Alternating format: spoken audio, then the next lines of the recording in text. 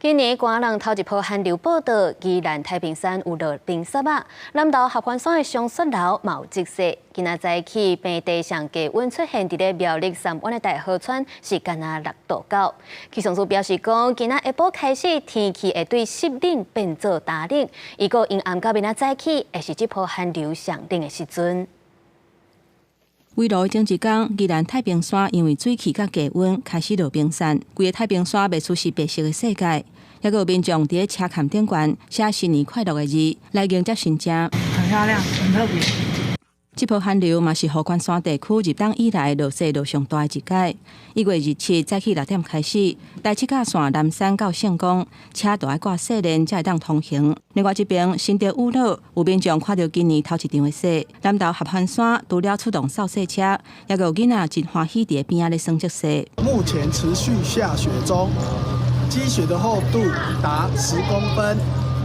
松雪楼目前气温零下1度。中央气象署表示，受到日冬以来头一波寒流发威，1月27日透早本岛的上低温出现伫咧苗栗大河，干那6.9度，新北五股7.2度。按算为下晡开始，会为淡冷转做是大冷，而且愈晚会愈寒。今天晚上到明天大年夜的清晨，是这一波寒流影响最显著的时候。那届时呢，在中部以北、东北部地区的低温只有7到8度左右，那在其他地区也只有11、12度。较在这波寒流为正月初1日下开始减弱，气温会豆豆回升。也拿国道的情形，高公局预估1月27日开始塞车的所在，包括国道1号罗南杨梅到新竹，中华系统到埔盐系统。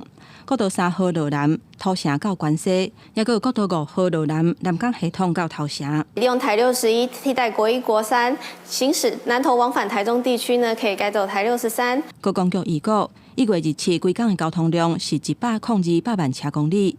为了这一天嘛是罗南车流较济，民众会当经伫咧离峰的时间出门，较袂拄着塞车。公司新闻台北报道。